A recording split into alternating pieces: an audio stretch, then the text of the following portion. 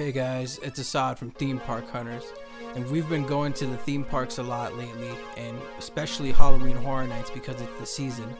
So we wanted to show you guys the scariest houses of 2019. Everything in this video is our opinion. We've been the whole month of September, and we've been through every house extensively, so please don't get offended by anything we say in the countdown. Here we go. Coming in at number 5, Depths of Fear. I'm a really big fan of underwater themed houses, and this one is really cool. You go into a deep sea mining company's working facility that was corrupted by an insane parasite. So the whole premise is that the mine facility is about to basically explode due to all the pressure that's underwater, and the people have transformed into the mouth brooders, which is the name of the creatures that you're going to encounter in the house. This house honestly scared me in a lot of its portions. Make sure to keep a lookout on the roof because there'll be creatures coming down upon you from there. And make sure to keep a lookout for the dog cameo that everyone has been really sad about and some controversy. You'll know what I'm talking about when you go to the tunnel. It's really sad. R.I.P. that dog. Coming in at number 4 is Yeti, Terror of the Yukon.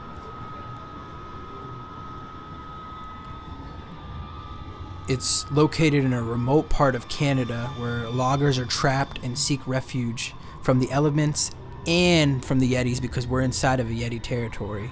I think this house has really nice scares in it. From looking above you, you'll see Yeti hands coming down, and just looking in random corners, there'll be a Yeti.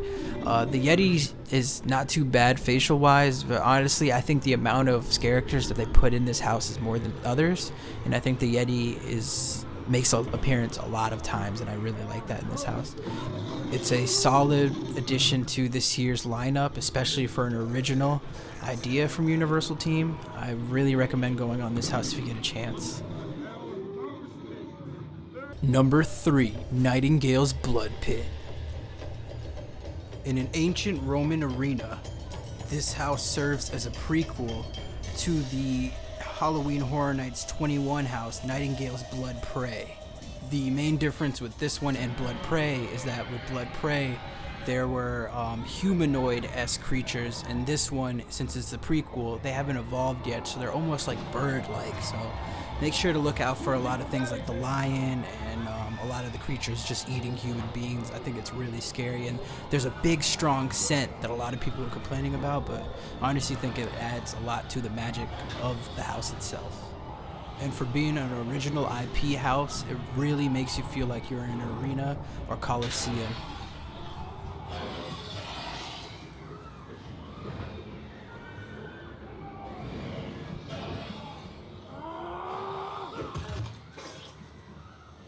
Number 2, Rob Zombie's House of 1000 Corpses.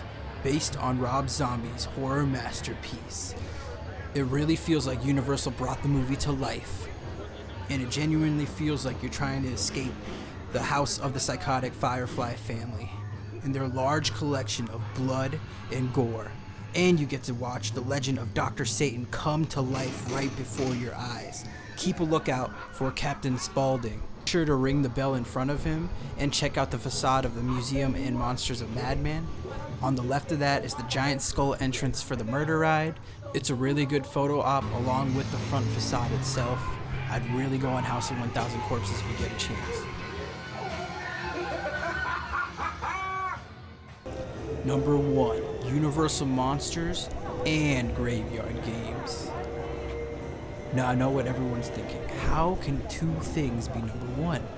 Well, let me explain. After going the whole month of September rigorously and going on these houses back to back, I can tell you Universal Monsters and Graveyard Games gave me both the same amount of scares, and they're both phenomenal houses that you have to check out if you're going to Halloween Horror Nights 29. Starting with Universal Monsters, you'll encounter Frankenstein, Dracula, and the Wolfman, all in truly movie-like sets. Make sure to look out for effects like the Wolfman being on a bungee cord and flying towards you in a cemetery, the Bride of Frankenstein screaming so realistically in your ear that you don't have anything else to do but jump. It's a phenomenal house that you must check out, and that is truly tied with my next house on the list, which is Graveyard Games. You enter a cemetery at night after a bunch of teens pretty much dismantled and vandalized it, and the spirits are after you because of it.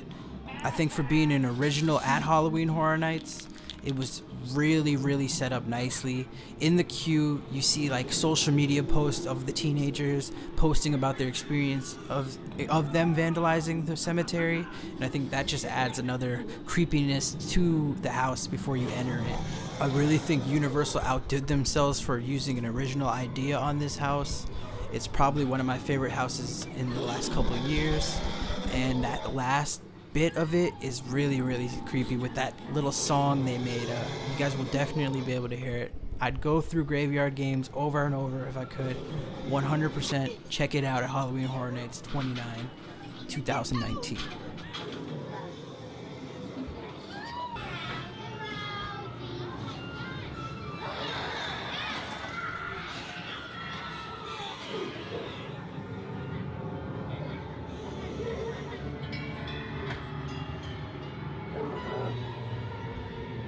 This is Theme Park Hunters. Thanks for watching, and make sure to leave a comment for your favorite house below and subscribe.